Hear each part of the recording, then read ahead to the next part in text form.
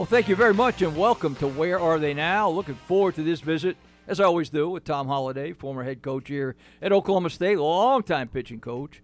And, boy, do we have baseball stuff to talk about. I hope we can squeeze it all in 30 minutes. Let's just start with the obvious. Let's get into the current, the present. You're a head coach. New Orleans coming to town, not the president notwithstanding, not the stuff. But how do you approach your game? How do you approach your team these final games? Regular season in the conference is over. Big 12 championship is on the horizon. How do you approach these three games? Well, for one thing, you win 2 out of 3 against Baylor. And the good feeling about that is that they didn't feel good about 2 out of 3, if that makes sense. I mean, I think that they totally expected to sweep them, and to lose the third game of the series probably keeps that little fire burning right now, because you'll want to get your ball club hot this time of the year. Josh is, notorious for that. And with all the injuries they've had, so be it. They've had time now to put the Band-Aids, on the injuries and restructure and rebuild. So, to lose that game Sunday, that hurt. I think you come out and play New Orleans, lights out the next 3 days. Again, school's out, Tom, and you get a little bit more time when school's out to remind guys about their intentions, about their, why they play the game. I mean, there's no doubt about half this ball club is draft eligible this year. So as Coach Ward used to sing the song the best, you're playing for money right now, So if you're a little bit worn down, get a little bit more sleep. But don't mope around and act like, don't make a decision what game's important. They're all important. Yeah. And now, the way this new announcement of regionals came out, the last 3 games have value in the fact that I think Oklahoma State's a number 2 seed somewhere. And again, if you fit I think the better they finish, the further from home they may get. And you really don't want to be sent over to Arkansas, because they're going to be 1 or 2 in the nation. So you'd like to end up in one of the regionals that you might be able to get paired up with somebody you can beat in a super and end up in Omaha. See, I'm glad you're thinking that way, because that's kind of the way I'm looking at it. I mean, every win you put on the board from here on out, whether it's New Orleans, whether you win the Big 12 championship, whatever it is, strengthens your number 2 seed. You're going to be a high number 2 seed, as high as you can be. Thus, I don't know if they look at it this way, but then you'll be put into a regional against a 1 seed that maybe wasn't the highest 1 seed. So somehow it 7 or 8, the 7th or 8th seed. That's where you want to be if you're. So it would kind of wash out a little bit if you continue to win, right? Yes, and they always change little things, Tom, and then they sing the same old song. So how you finish the last 10 games used to be a big factor. Yeah, I mean, that was one of the original number 1 things. Okay. Before they get down to team ERA, team batting average, and then all the political phone calls take place. Your 1-loss record is important. And, again, I think because of COVID, you got a lot of ball clubs around the country lost kids this year. And, some of them have such a, powerful RPA, like the SEC, that they could lose guys and they still end up hosting regionals with no concern over how many players they lost, or where are they now. It's instead of just out of that over respect factor. So again, I have concerns about the process itself. And you and I talked about this a couple of days ago, but the 20 guys they picked, 2 or 3 of them went out and laid an egg.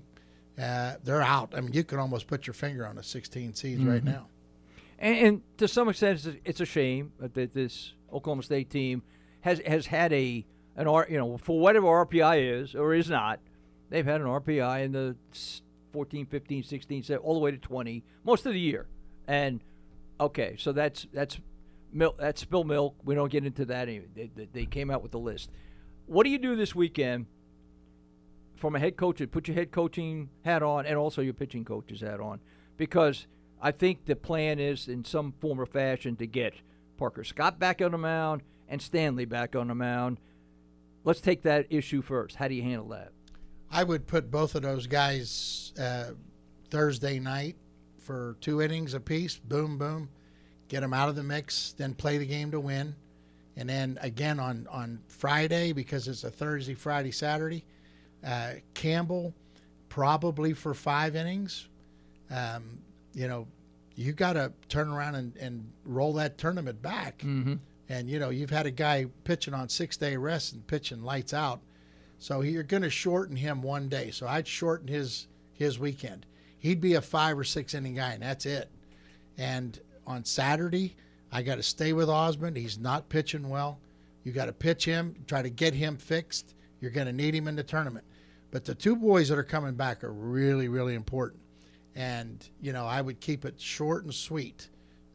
Maybe 2 innings, maybe a maximum 40 pitches for both of them.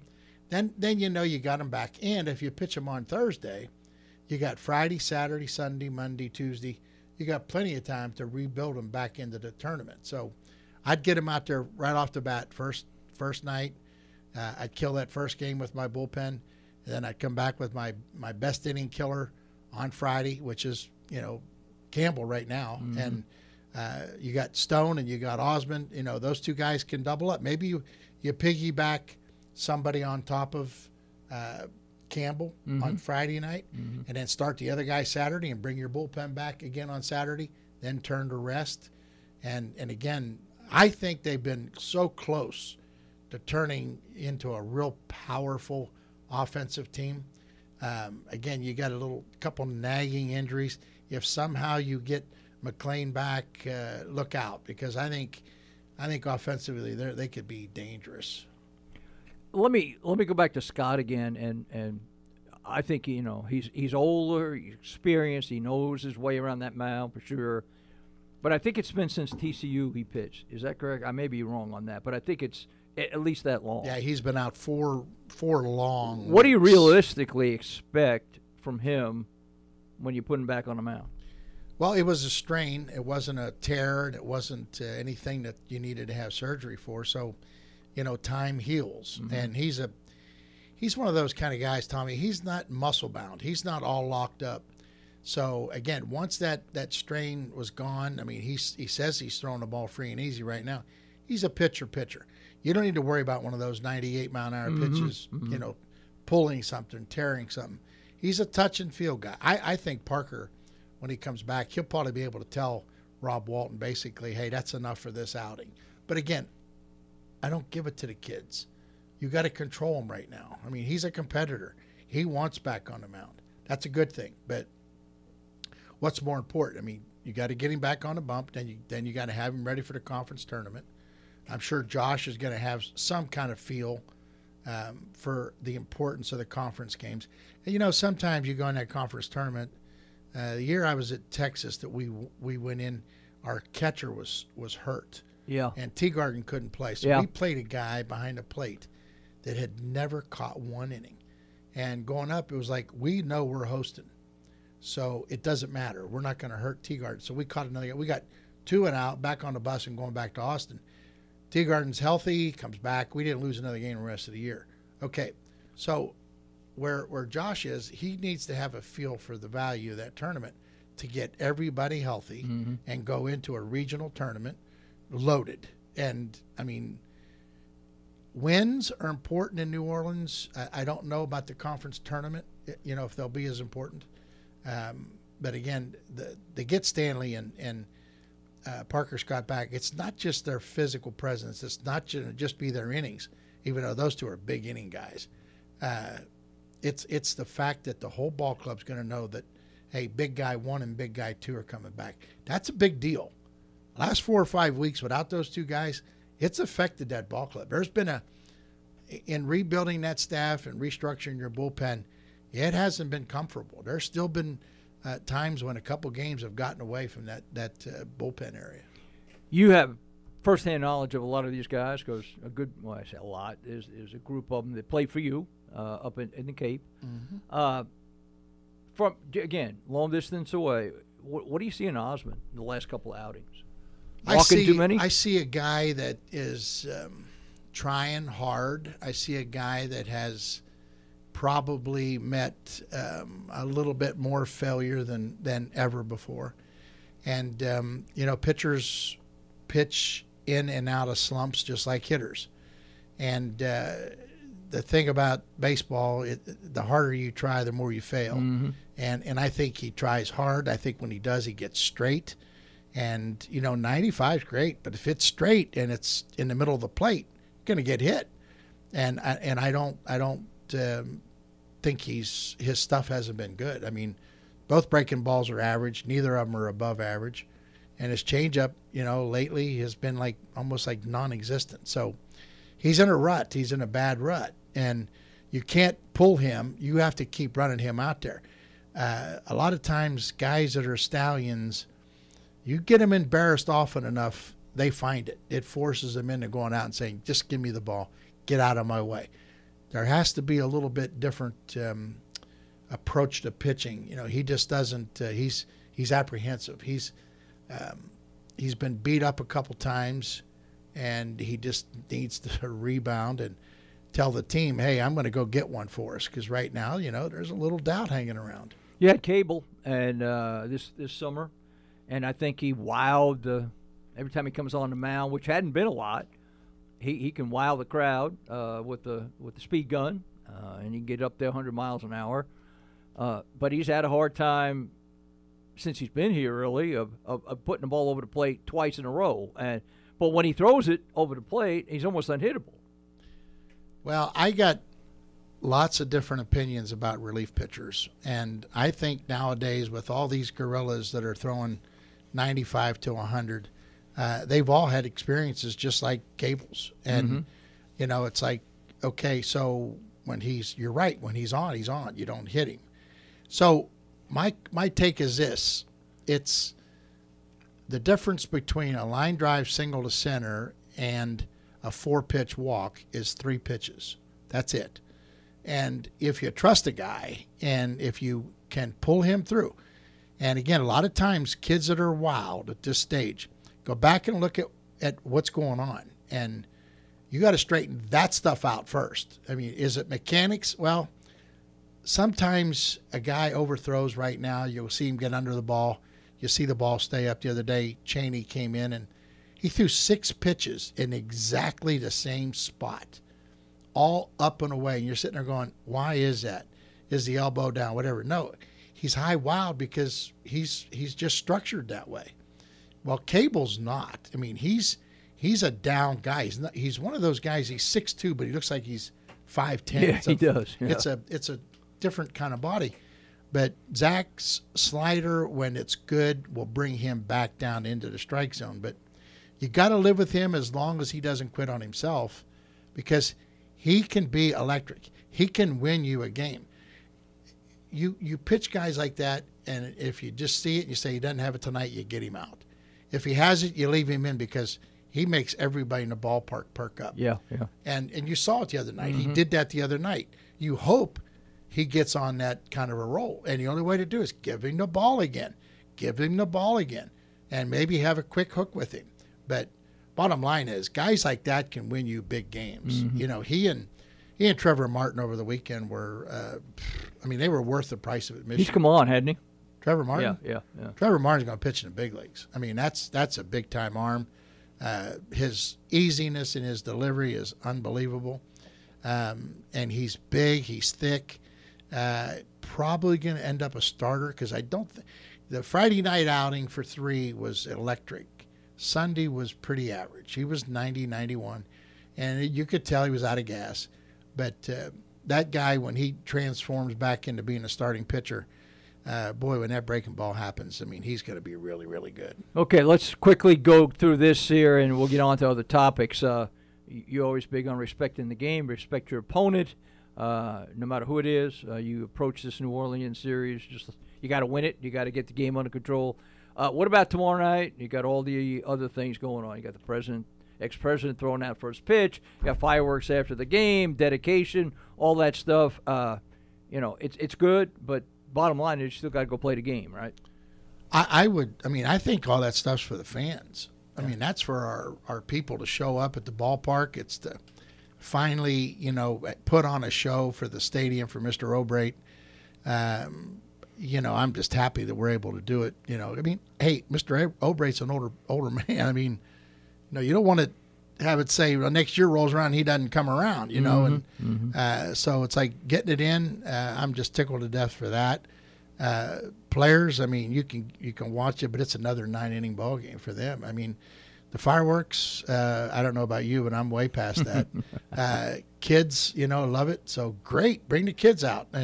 Former president, I mean, if he's going to shake 8,000 people's hands, that's great. He's not, you know, so, you know, the show goes on, but I just hope people come out because it's the last 3 games this year in college baseball, and the players have to, you know, acknowledge it. Bottom line is it's the expectation of the program and what you hope in the future. You hope you have crowds like that next year all the time, but players, they got to play the games. I mean, right now you're playing for a national championship. You're playing to get ready to play for a national championship. That's the only song that can be sung, and it better not just be by the wolf on top of the mountain. You know, Josh can't be the only one. I mean, this has got to be one of those things where, you know, like I said, you're out of school. You have nothing right to do right now but play baseball. And it used to be the best time of the year. I think we used to get the best effort out of our guys at this time. You caused a little bit of a stir, to say the least. I've heard from more people than I ever thought I would when you came up with your theory that super regionals are not super anymore. Kind of put it in, kind of condense it, because I want to get to that and about 3 more things before we get out of here tonight. What do you see in terms of maybe someday the super regional being held in a major league park, a couple of them around the country? Well, you know, probably you define super to me. I mean, super is something really, really, really special. And I don't think that right now college baseball is growing. And we just put a Taj Mahal in Stillwater, Oklahoma. Mm-hmm. I mean, we have the nicest college baseball facility in America. Now, there'll be people copy that, you know. There's going to be people that have fixed up their stadiums, but they didn't do it like we did. And so they, you know, in a year where 2 or 3 injuries take place, we don't get to host a regional. Well, they used to use that as a criteria to pick your sites. I think we should have had it, no matter what our record was at the time they made their decision. We had injuries that affected our record. Okay. So with that being said, do I think super regionals are super? Some committee picked 16 teams, and they put 16 teams down. They're also going to turn around and they're going to pick 8 of those 16 and rank them 1 through 8. Those 8 are who they are aiming at Omaha. So, okay, let's say Notre Dame gets a regional and they win, and they're the 15th or 16th seed. So as soon as those kids win that regional, they're happy. You know, they're just pouring sodas all over each other. And by the time they go to bed, they find out they're going to play Vanderbilt or Arkansas, at Vanderbilt or at Arkansas. I mean, okay, that's still great. We made it, but it won't be long before it settles in. They got to go play one of the top seeds in their ballpark. Why? Why? Because it's just the way we do it. Well, the way we do it is the same reason we're still operating on 11.7 scholarships with kids that are making millions of dollars. They're still paying their own way to go to school. That's been going on for 30 years. It's never changed. And baseball is a revenue-producing sport. If anybody doesn't realize that, take a look at the baseball world, the Major League Baseball world. A super regional, to me, after those 16 teams, you've been honored. You were given a regional. You were one of the 16 people that we decided had a great season. You deserve it. Okay. When that regional is over, now it goes to what you call a super regional. Put them in different locations all over the country. And when a kid says, we won a regional, oh, they just stuck us in Dodger Stadium. Or no, they just put us in Atlanta. We're going to Atlanta to play Vanderbilt. It's fair. It's common ground. It's a major league ballpark. Put the super regional in those 8 cities in the ticket package for Major League Baseball. Why, if I'm going to buy a ticket to be an Atlanta Brave fan, why would I not check the box? I'll give you $30 more for 3 games at a super regional. Who knows? Maybe Georgia Tech's going to be there. Maybe Georgia will be there. So they check the box. 30,000 season ticket holders at $30. What's the math, Tom? What's simple? 900 grand. Then you take the super regional and you put it out to bid, just like the basketball. You know, I watch college basketball. Then all of a sudden I can't find the college basketball playoffs because it's on TNT. It's on networks. Why? Because it went out to bid, and they bid big bucks. College baseball doesn't do that. We give it to ESPN because of what? Our friendship? What's friendship? You can't cash that, last time I checked. So you put the super regional in big league parks. You give your alumni 10 days from when you know. You find out Sunday night where you're going. Your super regional starts 10 days from Sunday night. Now, you tell the alumni, hey, guys, we got to sell 5,000 tickets. We got no choice. We either sell 5,000 or we eat them. Tom, you would sell 5,000 super regional tickets for Oklahoma State to go to a regional anywhere in this country. Our people are that into baseball. So now, what's your super regional ticket cost? Well, it's just like a bowl game, so it's going to cost you $100 a ticket. So $300, then I got to go get a $400 airplane ticket. So what? Do the math. Just do the math. Let me ask you, be devil's advocate though. We got a brand new stadium, $60 million stadium. Yeah. Wouldn't it be self-defeating if this were in effect that let's say we had the regional, okay, and we had this plan where now the super regionals are going to be played in Kansas City and all. Wouldn't we want that super regional here in O'Brate and give us the ideal chance to go to Omaha? Okay, so yeah, you'd want it here, but there's only 16 people in the country that are going to get that. So in a year where 4 of your best players got hurt at a time when you were cruising, Oklahoma State's RPI and strength of schedule right now, they deserve to be one of the top 16. Let's just say for discussion's sake, we got it. Okay, but what I'm trying to tell you is that you want to have activities in that new stadium. I get it. But there's going to be a year when you just don't make it. You just, something happens. You know, freaky. Now, if you want to really go back and really bring excitement to your ballpark, then eliminate the 4-team regionals. Go to 32 head-on 3-game series with the top 32 hosting the first round. And then you're going to get down to 16 and you hold the second round. And then you put your super regional together. Now, you know, Josh and I, we don't see eye to eye on everything, okay? And I honestly would like to see college baseball make super regionals super. Josh would like to see, as a lot of coaches have talked about, instead of having 4-team tournaments, have the top 32 host the first round. So number 32 is going to play number 1 in the country.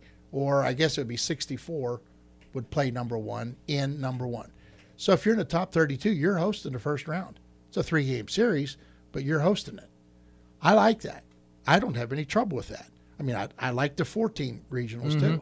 But again, in the 4-team regionals, as good a ball club as Oklahoma State is this year, it didn't get one. Yeah. And I'm not sure they're the only team that's sitting out there right now that didn't deserve to be in the top 16. No, I agree with you. There always is that. Rapid fire, real quick. Discussions we had prior to your arrival. You think the excess velocity that we see from high school to college to the major leagues now, is that synonymous with lack of control in terms of guys getting hit in your mind? Well, on the major league, on the major league level, level, some guys are trying to generate velocity, and it's probably affected their command a little bit. They're still trying not to bring guys to the big leagues until they can command and throw strikes. Even though the COVID year, last year of baseball, being short like that, and having that taxi squad concept, a lot of guys got 6-8 weeks in the big leagues on the mound that they weren't ready for it. But they were throwing 95 to 100. Instead of playing AAA ball, they were getting to play AAA ball in the big leagues. No, I don't really think so. Because, again, if you're wild, major league managers, they don't want to put a guy in that could kill somebody. And 100 mile an hour, you hit somebody in the face with one of those, you're going to do damage. So I don't know that it's affecting that. I mean, the weather affects command more than anything else, and we've had a crazy spring in this country. So I think as it warms up, I think you'll see some of that come back. Last thing about no hitters. I think there's 5 already. And you mentioned when you came in, did you even know who pitched the last one? No, to be honest with you, I did not. One of your guys, one of the no hitters this year, is a guy you know very well. Is it cyclical, this no hitter stuff, or we're going to have a year where about every month somebody comes up with a no hitter? Well, again, spring training was a little bit shorter, and Major League Baseball players sing the song that spring training is too long. Mm-hmm. So they shortened it up, and guess what? Guys' batting averages are down a little bit. They don't have their eye on it. So in the first month of the season, you got 5 or 6 no-hitters. The guy that threw the no-hitter last night, I honestly never heard of him. And after I watched MLB channel this morning, and I watched him, I said, the kid's got great form. He finishes his pitches. He topped out at 95. So it wasn't because he just punched everybody out. He had pretty good stuff. Some teams in baseball right now are playing so many young players, position players, that they may not have 3 or 4 established major league hitters in their lineup. It's this rebuild thing. And coming off of COVID, some organizations made up their mind. They're not going to carry 32 to 35-year-old guys making $8 or $9 million. They let them go, and they're going to play their young kids. So as a result, if I gave you a $100 bill right now, I'll bet you could not write down a Seattle Mariners lineup. I could make one with Walton's in there. I'll give you $500. Okay, but I couldn't tell you top to bottom. No. Right. No, so no. They've been no-hit twice. I know. Jeez. And all I'm saying is there's young kids in the big leagues right now that just aren't, big league ready guys. And you get a guy like Carlos Rodon who's on. How proud were you of him, huh? Oh, I was watching it and crying. That's that's your guy there. And he had a bad year last year. I mean, he was non-tendered, and the White Sox were ready to let him go. I mean, you're talking about he was the second pick in the first round, got a ton of money, represented by Scott Boras, and last year they could have picked his contract up for $3.5 million. They let him go, and you know what? That'll really make sleeping hard. And he's like, "What do I do? I've never been this disrespected in my life." And I said, well, you got 2 choices. You can lay down, take the 10 count, and just start flying around baseball and playing for anybody that'll have you, or you can go back to what made you great. And I think the next 4 or 5 weeks, we exchanged a whole bunch of film on his phone. Every time he threw, he had his workout guy film it, and I just tried to put him back to where he was at North Carolina State, because he was a 2-pitch dominant guy. And he got to the White Sox, and only because, I could talk to Robin, because Robin had him for a couple of years. Mm-hmm, mm-hmm. And Robin's like, no, our pitching guy was pretty hard on him. He wanted him to throw the curve and a change to start the big leagues. He didn't think he could pitch with just 2 pitches. Well, I did all I could do to convince Carlos, if you're going to go down with your best. And, when he threw the no-hitter, I was like, wow, come on. And then, his first 4 times out, Tommy gave up 1 earned run. And then the other night, he finally got beat. He gave up 2 runs. So, and he's a different guy. He's smiling again. He was one of those kids that loved to go to the yard, and flat out told me, he said, I don't even know who I am. So can you get rebuilt? Absolutely. And, is he one of the brightest left-handers in the game today? Right now he is. But again, it's just a story of personal concern, because the guy was mishandled and almost took him down his career. Got your questions for the ex-president?